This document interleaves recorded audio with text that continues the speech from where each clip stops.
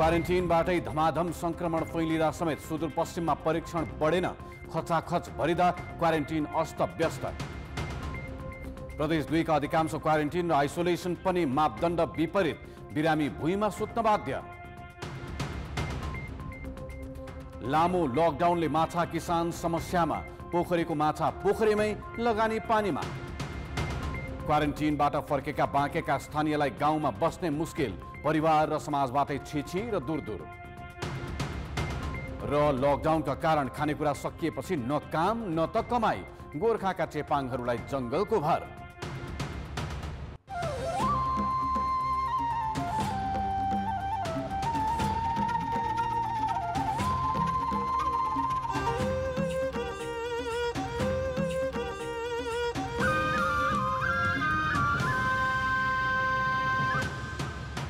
प्रदेश विशेष presented by Asian paints.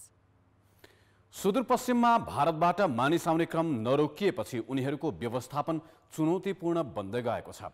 प्रदेशमा रहेका क्वारेन्टिनमा 60,000 भन्दा बढी मानिस पुगिसक्दा पनि परीक्षणको दायरा नबढाइँदा व्यवस्थापनमा समस्या देखिएको हो। क्वारेन्टिनमा रहेकाहरूमा धमाधम संक्रमण देखिँदा पनि स्वास्थ्य परीक्षणको दायरा बढ्न सकेको छैन। जेठ 2 गते यता मात्रै भारतबाट सुदूरपश्चिमका नाकाबाट झण्डै 1 लाख मानिस नेपाल आएका छन्। तीमध्ये 55,000 भन्दा बढी क्वारेन्टिनमा छन्। क्वारेन्टिनमा भएका मध्ये थोरैको मात्रै परीक्षण भए पनि धमाधम भाइरसको संक्रमण देखिन थालेको छ। अब भने क्वारेन्टिन व्यवस्थापन कसरी गर्ने भन्ने चुनौती थपिएको छ। तर सरोकारवाला निकायसँगै यसको व्यवस्थापनका लागि ठोस योजना छैन। किटहरू उपलब्ध भइदियो भने र दोस्रो कुरा अब यो ल्याबको लागि पनि जनशक्तिको चाहिँ अलिकति हामीलाई चाहिँ अभाव चाहिँ भएको छ। यसलाई चाहिँ फुल्ली रन चाहिँ गर्न सकिया अवस्था चाहिँ छैन। माइक्रोबायोलोजिस्टहरूको अभावले गर्दाखेरि एउटा 2टा शिफ्ट मात्रै चलाउन सकिया छ। 2टा शिफ्ट अरू चलाउन सकियो भने यसलाई हुन्छ। र हिजो अस्ति चाहिँ अलिकति चाहिँ हाम्रो यो परीक्षणको संख्या घट्नुमा एउटा कारण विद्युत पनि हो। विद्युत चाहिँ यो फ्याट्टफुट्ट गइराख्ने, विद्युत चाहिँ अनियमित हुँदाखेरि पनि यसले चाहिँ हामीलाई चाहिँ समस्या पारे हो। एकातिर क्वारेन्टिनमा बसेकामा धमाधम भाइरसको संक्रमण देखिन थालेको छ भने अर्कातिर भारतबाट मानिस आउने क्रम पनि रोकिएको छैन। सुदूरपश्चिमका विभिन्न नाकाबाट दिनहुँ 4 देखि 6,000 नेपाली आइरहेका छन्। भारतमा कोरोना भाइरसबाट जोगिएर जेनतेन सीमासम्म आइपुगेका नेपालले नेपाल आउँदा पनि शास्ति भोग्नु परेको गुनासो गरेका छन्। नेपाली जुन खान नपाएर लाउन नपाएर हामी इन्डिया गएका थियौँ। इन्डियाबाट खान नपाएर लाउन नपाएर हामी त्यसै भोगै डाङनागै यहाँ हामी बाउन्डरीमा आइपुग्यौँ। र यो सरकारको कमजोरी के हो? यो हामीले यहाँबाट भाडा 1600 2000 तिरेर हामीले खानै नपाएर हामी त्यसै बसेका छौँ। यहाँ हाम्रो सुरक्षाको लागि पनि केही छैन। हामी कसरी आम्ना जिल्लामा जाने? हामीले कसरी भाडा हामी केही छैन। भोगै डाङनागै आएका छौँ हामी इन्डियाबाट। लास्टै दुःख भएर आएको 2 महिनासम्म लकडाउनमा पढेर आएको। सेडले तनखा पनि दिएन। अब यहाँ हामी खाली आछौँ। अहिले 1600 भाडा माग्छ। यो सरकारले के हो? नेपाली जनताले इन्डियामा आफ्नो जनतालाई पुरा बिहार हर जग्गा फ्रीमा सेवा गरे। हाम्रो सरकार लुट्ने हो? किन लुटिरहेको यसरी? भारतबाट आएर 14 दिन क्वारेन्टिनमा बसेकाको तत्काल परीक्षण नगर्ने हो र थप आउनेलाई नाकामै स्वास्थ्य परीक्षणको व्यवस्था नगर्ने हो भने स्थिति नियन्त्रण बाहिर जान सक्नेतर्फ चिकित्सकले सचेत गराएका छन्। तसर्थ क्वारेन्टिन व्यवस्थापनसँगै स्वास्थ्य परीक्षणको दायरा बढाउनुका साथै होम क्वारेन्टिनको मोडेल समेत अपनाउनु पर्ने आवश्यकता देखिएको छ। कान्तिपुर समाचारका लागि क्यामेरामा सुदीप थापाका साथमा टेकरा जोशी, धनगढी, कैलाली। सुदूरपश्चिम मात्रै होइन, प्रदेश 2 को अवस्था पनि उस्तै छ। कोरोना भाइरस संक्रमितको संख्या बढेपछि प्रदेश 2 सरकारले तीव्र रूपमा क्वारेन्टिन र आइसोलेसन कक्षहरू बनायो। तर पनि व्यवस्थापनमा भने ध्यान दिन सकेको छैन। व्यवस्थापनमा भएको कमजोरीकै कारण क्वारेन्टिनमा बस्ने मध्ये कोही भुइँमा र कोही बेन्चमा सुत्न बाध्य छन्। उनीहरूले क्वारेन्टिनमा स्वास्थ्यकर्मी र सुरक्षा व्यवस्था नभएको स्थानीय तहका जनप्रतिनिधिले बेवास्ता गरेको र खाना समेत घरबाटै मगाएर खानुपर्ने अवस्था रहेको बताएका छन्। कोरोना संक्रमितको संख्या बढ्दै गएपछि प्रदेश 2 सरकारले 2 हप्ता यता क्वारेन्टिन र आइसोलेसन कक्ष तीव्र रूपमा विस्तार गरेको छ। तर संक्रमितको चाप बढेपछि व्यवस्थापन गर्न धौधौ परेको छ। भारतबाट आएका नेपालीलाई मापदण्ड अनुरूप क्वारेन्टिन र आइसोलेसन बनाएर राख्न नसकिएपछि संक्रमण समाजमा नै फैलिने खतरा बढ्दै गएको छ। भुइँमै सुतिरहेछ, कोही बेन्चमा सुतिरहेछ, न खाना व्यवस्था छ, घरबाट खाना खाइरहेछ, न डाक्टर छ, न कोही छ, न सुरक्षाकर्मी छ। 1 महिना अघि धनुषामा 40 शैय्याको कोभिड-19 अस्पताल बनाएको प्रदेश 2 सरकारले लक्ष्मीनिया गाउँपालिकामा 100 शैय्याको आइसोलेसन कक्ष र नगरायण नगरपालिकामा प्रदेश स्तरीय क्वारेन्टिनलाई 100 शैय्याको आइसोलेसन कक्ष तयार गरेको छ। तर प्रदेश सरकारको 10 करोड भन्दा बढी रकम खर्च भए पनि हतारमा तयार गरिने क्वारेन्टिन र आइसोलेसन कक्ष मापदण्ड अनुरूप बनाइएको छैन। जसमा सिम्पटम्स छैन, केही पनि छैन, जसलाई कुनै उपचारको आवश्यकता छैन, जसलाई खानपिनको व्यवस्था र आइसोलेट गरेर समाजसँग आइसोलेट गरेर राखिदिए पुग्छ। त्यसको लागि चाहिँ हामीले गङ्गुलीले यो ठाउँ छानेको छौँ। अनि प्रादेशिक अस्पताल चाहिँ उल्टी हुने, ज्वरो आउने, अलिकति सिरियस भइजाने, सासको समस्या आउने, आइसियुमा राख्नुपर्ने त्यस्तो केसहरू आयो भने त्यसलाई चाहे क्वारेन्टाइनबाट आएका होस्, चाहे त्यो चाहिँ यो आइसोलेसनबाट आएका होस्, चाहे त्यो हाम्रो अन्य जिल्लाहरूबाट, अन्य अन्तर जिल्लाहरूबाट पनि आएका होस्, अनि तिनीहरूलाई चाहिँ जनकपुरको त्यो केन्द्रमा राखेर उपचार गर्छौँ। प्रदेश 2 मा भारतबाट अहिले 23,000 भन्दा बढी नेपाली स्वदेश भित्रिसकेका छन् भने आउने क्रम अझै जारी छ। भाइरस संक्रमण फैलिन नदिन र संक्रमितलाई व्यवस्थित गर्न दीर्घकालीन योजना बनाउन लागेको प्रदेश 2 को सामाजिक विकास मन्त्रालयले जनाएको छ।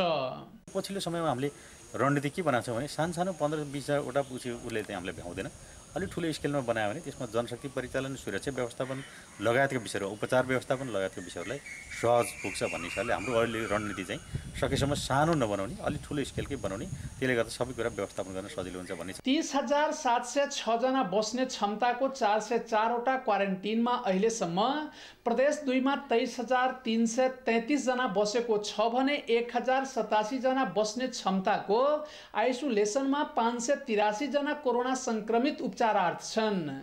105 जना उपचारपछि निको भएर घर गएका छन्।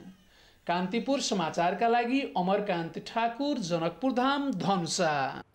लामो लकडाउनका कारण प्रदेश 2 का माछा व्यवसायी समस्यामा पर्न थालेका छन्। लामो समयदेखि सवारीका साधन नचलेको र बजार पनि बन्द रहेकाले माछाका भुरा ढुवानी हुन सकेको छैन भने पोखरीमा उत्पादित माछा बिक्री भएको छैन। उत्पादन घट्ने भएपछि लगानी समेत नउठ्ने हो कि भन्ने चिन्ताले किसान पिरोलिएका छन्। माछावालाको नामले परिचित धनुषाको शहीदनगर नगरपालिका ननुपट्टीका बोहेलाल मुखिया अस्वस्थ भएपछि उनका कान्छो छोरा रमेश मुखिया माछाका भुरा उत्पादनमा व्यस्त छन्। स्व आर्जन गरेर बुवाले दिएको 7 बिघा निजी र 25 बिघा जमिन भाडामा लिएर रमेशले माछा पालन व्यवसाय थालेका हुन्। गत वर्ष माछाका भुरा बेचेर मात्र 65 लाख रुपियाँ आम्दानी गरेका रमेशले यस वर्ष लकडाउनका कारण बिक्री गर्न नपाएपछि उनी समस्यामा परेका हुन्। आफूले धान खेती आफू गरिरहेछ, खानापिनालाई बनिरहेको छ। अब कुरा उनीहरूको महिना अब सामूहिक पैसा छ, मन्थली पैसा दिनु पर्ने छ, त्यो अब घरबाट तिरेको छ उनीहरूले। अब पछि हुन्छ आम्दानी त्यसपछि देखा जाला। धनुषाका रमेश मुखिया मात्र होइन, माछाका भुराबाट राम्रो कमाई हुने भन्दै प्रदेश 2 का 8 जिल्लामा 55 वटा निजी ह्याचरी सञ्चालनमा छन्। यस व्यवसायमा लागेका किसानको त समस्या छँदैछ। प्रदेश 2 को अस्थायी मुकाम जनकपुर धाममा रहेको मत्स्य मानव संसाधन विकास तथा प्रविधि प्रशिक्षण केन्द्रको अवस्था पनि उस्तै छ। यहाँका कर्मचारीले यो केन्द्रको समस्या किसानको भन्दा ठुलो मानेका छन्, जसका कारण किसानलाई यस केन्द्रले कुनै सहयोग र सेवा दिएको छैन। उपभोक्ताको पनि क्रय शक्ति घटेको अवस्था छ, त्यसले गर्दाखेरि पनि बजारमा आएको कुरा पनि अलिकति बिक्री वितरणमा चाहिँ अलि अप्ठ्यारो आएको छ। त्यसले गर्दाखेरि किसानले पनि यस्तो अवस्थामा रिस्क लिन चाहँदैन। र अरू कुरा के भयो भने अब भुरा उत्पादकले पनि अब के भन्छ जुन किसानले चाहिँ भुरा उत्पादन गर्ने ठाउँमा जुन लाने हुन्छ, भुरा लगेर पोखरीमा हाल्ने, त्यो रिस्क लिइरहेको अवस्था छैन। त्यसले गर्दाखेरि पोहोर परारको तुलनामा अहिले भुरा उत्पादन भए तापनि बिक्री वितरणमा चाहिँ असहजता हामीले महसुस भएको छ। प्रदेश 2 मा उत्पादन हुँदै आएको माछाका भुरा उन्नत र चाँडै फस्टाउने गरेकाले विभिन्न जिल्लाका साथै भारतको बिहार र उत्तर प्रदेशका किसानले लाने गरेका छन्। लकडाउनका कारण उत्पादित माछा उपभोक्तालाई बेच्न नपाएको र पोखरीमा राख्नका लागि भुरा ल्याउन नसकेपछि किसान दोहोरो समस्यामा परेका छन्। र गाडी बन्द हुने कारणले हामी बाहिर पनि जान सकेका छैन। हेचलिङ नपाउँदा हामी भोलिको दिनमा अब आफूसँग बिउ नभएपछि के रोप्ने हामी? यो पनि धानको जस्तै किसानी हो, किनभने धान किसानलाई बिछन नभएपछि उसले त रोक्न सक्दैन। त्यस्तै हामीलाई हुरा नभए हामी माछा पाल्न त सकिँदैन। एक त माछा पालेको बजारले गर्दा हामी माछा बजारमा बेच्न सकेका छैन। विभिन्न कृषि क्षेत्रका उद्यमीहरूको लागि चाहिँ भूमि व्यवस्थापित तथा सहकारी मन्त्रालयले यो राहत क्षतिपूर्ति ब्याज अनुदान पाउनको लागि चाहिँ अहिले चाहिँ सार्वजनिक सूचना पनि गरेको रहेछ र यो सन्दर्भमा चाहिँ उहाँहरूलाई क्षति भएका यदि रहेछ भने उहाँहरूले राहत त्यसको लागि पाउनुहुनेछ। मत्स्य विकास निर्देशनालयका अनुसार प्रदेश 2 का 6,607 हेक्टर जग्गामा माछाको उत्पादन हुँदै आएको छ। गत वर्ष 10 अर्ब 12 करोड 38 लाख भन्दा बढी मूल्य बराबरको 33,746 मेट्रिक टन माछा उत्पादन भएको थियो। माछा उत्पादनका लागि यहाँको पानी र माटो उपयुक्त रहेको र बजारमा अत्याधिक माग पनि रहेका कारण प्रदेश 2 लाई माछामा आत्मनिर्भर बनाउन तीनै तहका सरकारले आवश्यक कदम चाल्ने कि? कान्तिपुर समाचारका लागि सहकर्मी अमरकान्त ठाकुर र बिर्खेश यादवका साथ अनिल मिश्र, जनकपुर धाम, धनुषा। माछा पालन व्यवसाय मात्रै होइन, लकडाउनले अरू हरेक जसो क्षेत्रको बजार तहस नहस भएको छ। तपाईलाई एउटा प्रश्न, के महामारी फैलिरहेका बेलामा पनि बजारलाई कुनै न कुनै हिसाबले चल्न दिने उपाय हुन्न र?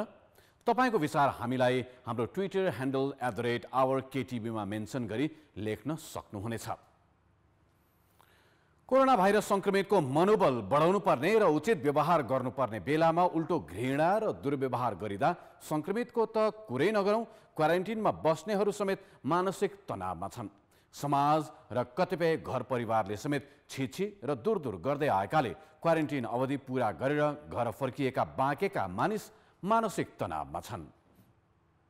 घर परिवार र समाजको माया पाउने आशाका साथ भारतबाट फर्किएर क्वारेन्टिनमा बस्दै आएका बाँके राप्ती सुनारी गाउँपालिकाका ढाकाराम छेत्रीलाई यति बेला घर गएर समाजमा कसरी घुलमिल हुने भन्ने चिन्ता छ। उनी अहिले बाँकेको राप्ती सुनारी गाउँपालिकाको क्वारेन्टिनमा छन्। क्वारेन्टिन र आइसोलेसनबाट घर फर्किनेलाई समाजले सकारात्मक रूपमा ग्रहण नगर्दा उनी जस्ता धेरै मानिस मानसिक तनावमा छन्। समाजले गर्ने व्यवहार त मलाई एकदमै नराम्रो लाग्छ। किन भन्दाखेरि अब आफ्नै घरका छोराछोरी कहिले कसो ल के ल्याइदिन आउँछन्, उहाँबाट फाल्छन्, फुत्त उता भाग्छन् कि ल गाउँका मान्छेलाई कस्तो लाग्छ भने ल यिनीहरू 100% यिनीहरूलाई कोरोना भएकै छ त्यही कारणले राखेका छन् भन्ने गाउँको समाजको यस्तो पहल छ। भारतको कोरोना भाइरस संक्रमण फैलिएको क्षेत्रबाट नेपाल आएका मानिस 14 दिनको क्वारेन्टिन अवधि पूरा गरी परीक्षण गर्दा स्वस्थ भएको रिपोर्ट आएपछि पनि पुनः 7 दिन होम क्वारेन्टिनमा बस्ने गरी स्थानीय सरकारले बनाएका क्वारेन्टिनबाट होम क्वारेन्टिनमा बस्ने गरी जान्छन्। तर महामारीबाट जोगिएर गाउँ फर्किँदा समाजका केही व्यक्तिको गलत व्यवहारले समाजमा स्थापित हुन कठिन भएको उनीहरूको भनाइ छ। समाज अहिले एक्टिभ के भयो, अहिले अफवाहहरू अलि बढी जाँदो रहेछ सामाजिक सञ्जालमा। तर के भयो सामाजिक मान्छेहरूले के भनिरहेछ, हामीसँग आएको रिपोर्टहरू अहिले मेरो मान्छे आउँदैछ कसरी हुन्छ सुरक्षित चाहिँ राखिदिनुहोस् भनेर। तर त्यो मान्छे परिवारले त हामीलाई भन्यो, तर आपसमा के हुनु रहेछ भने समाजको गाउँटोलमा यसको छोरा चाहिँ इन्डियादेखि, यसको श्रीमान चाहिँ इन्डियादेखि आउँदैछ है, यो आयो भने त खतरा हुन्छ भनेर पहिल्यै एउटा होम गर्ने 2-4 जनाको गर्ने र उसलाई त्रसित बनाएर उसलाई अलिकति अपील महसुस भएको छ। अहिले देशका सयौं क्वारेन्टिनमा झण्डै 1,45,000 मानिस छन्। नमुना परीक्षणमा ढिलाइ हुँदा समेत उनीहरूमध्ये धेरैजना मानसिक तनाव सहन बाध्य छन्। सरकारले क्वारेन्टिनमा मनोपरामर्शदाता पठाएको छैन। अहिलेसम्म कोही पनि आउनु भएको छैन सर मनोपरामर्शदाताहरू। हामीले चाहिँ आइसोलेसनमा एक दिन चाहिँ उनीहरूलाई गाना लगाएर एउटा डेक लगाएको थियौँ, तिमीहरू नाच्न चाहन्छु भने नाच है भनेर चाहिँ गरेका थियौँ, तिमीहरू कुनै टेन्सन लिनु पर्दैन हामीसँगै छौँ भनेर त्यसै गरेका थियौँ। एक दिन चाहिँ उनीहरूको मनोमा त्यस्तो फिल नहोस् भनेर 2 जनालाई चाहिँ आइसोलेसनको पोजिटिभलाई गरेका थियौँ। क्वारेन्टिनमा बस्ने र घर फर्किनेबाटै संक्रमण फैलिएको आम बुझाइ छ। यस्तो गलत बुझाइले पनि धेरैले घर फर्किँदा बाटोमा खाना बस्न, खाना खाने स्थान र पानी माग्दा समेत नपाएको गुनासो गरेका छन्। यस्तो व्यवहारले धेरैजना उच्च मानसिक तनावमा छन्। यस्तो गलत मानसिकता हटाउन सके उनीहरूमा अहिलेको कोरोना भाइरसको महामारी विरुद्ध लड्न सक्ने उच्च मनोबल र शक्ति मिल्ने थियो। कान्तिपुर समाचारका लागि सविता जीसी, फतेपुर, बाँके। कोरोनाको यो महामारीका बेला समाजमा खाली भाइरसको संक्रमण मात्रै आएको छैन, यसले आर्थिक क्षति मात्रै ल्याएको पनि छैन, यसले व्यापक मनोसामाजिक क्षति पनि सँगै बोकेर ल्याएको छ। अरू क्षति कम गर्न जति सहज होला, मानिसहरूमा परेको भावनात्मक र मानसिक असरहरू कम गर्न त्योभन्दा धेरै कठिन हुनेछ। प्रदेश विशेष presented by Asian Paints। ब्रेकपछि पुनः स्वागत छ। लकडाउन लम्बिँदै जाँदा गोर्खाका चेपाङ समुदाय खाद्यान्न अभावको समस्यामा परेका छन्। ज्यालादारी र खेतीपातीमा निर्भर चेपाङको आम्दानी नै गुमेपछि अहिले तरुल, गिट्टा, भ्याकुर खोजेर छाक टार्न बाध्य छन्। ज्याला मजदुरी र सामान्य खेतीपातीबाट जीविका चलाउँदै आएका गोर्खाको गण्डकी गाउँपालिकाको फुर्के डाँडाका मनबहादुर चेपाङको लकडाउन पछि कमाइ खाने सबै बाटो बन्द भएको छ। चामल, दाल लगायतका खाद्य सामग्री अभाव हुन थालेपछि वनमा पाइने तरुल, गिट्ठा, भ्याकुर जस्ता कन्दमूल खोजेर छाक टार्नु परेको छ। काम गरेको मान्छेहरू नि घरमा आएर बसेको छ लकडाउनले गर्दा। अनि अब घर बस्ने त सुविधा छ, बस्न र सुत्नको लागि चाहिँ खानको चाहिँ केही पनि छैन। कहाँ गएर किन्ने पैसा धरी छैन। यहाँ हामी कहाँ कसरी बाँच्ने भइरहेछ यो गाउँमा सबै। सामान्य अवस्थामा समेत गरिबी र पछौटेपनसँग जुझ्दै आएका यहाँ अधिकांश चेपाङमा लकडाउनले झन पीडा थपेको छ। साह्रै दुःख पाछ। हामी यताउता जानु नै पाएन, खेती किसान गर्न खेती नै सकेन, तरकारी नि बिकेन, गिठा भेगेर खाएर खोजेर खाएर बसेको छ। लकडाउनमा केही व्यक्ति र गैर सरकारी संस्थाले दिएको चामल, दाल लगायतका खाद्य सामग्रीले उनीहरूलाई 15 दिन पनि पुग्दैन। गण्डकी गाउँपालिकाले बल्ल काम लगाएर खाद्यान्न दिने योजना बनाएको छ। काम दिएर चाहिँ यिनीहरूलाई चाहिँ केही चाहिँ राहत प्याकेज जस्तो गरेर चाहिँ हामीले दिन सक्ने चाहिँ अवस्थाहरूलाई चाहिँ हामीले मनन गर्दै त्यसको लागि चाहिँ एउटा सानो योजना प्लानिङहरू चाहिँ बनाउँदै गरिरहेको अवस्था छ। गोर्खाका गण्डकी र सैदलखन गाउँपालिकामा सीमान्तकृत चेपाङ समुदायको जनसङ्ख्या 3446 रहेको छ। लामो लकडाउनका कारण चेपाङ समुदायले मजदुरी समेत गर्न नपाउँदा जङ्गली कन्दमूल खाएर जीवन धान्नुपर्ने अवस्था छ। कान्तिपुर समाचारका लागि भीमलाल श्रेष्ठ, ताङ्लिचोक, गोर्खा। प्रदेश विशेषमा आज मूलतः अव्यवस्थित क्वारेन्टिन स्थलहरू र लकडाउनले पारेका फरक फरक असरहरू देखायौँ। यी असरहरूसँग जुझ्न सबै पक्ष एकजुट हुनुपर्ने भएको छ। प्रदेश विशेष आजका लागि यति नै। प्रदेश समाचारहरूका साथमा भोलि फेरि आउनेछौँ। कान्तिपुर टेलिभिजन हेर्दै गर्नुहोला। नमस्ते।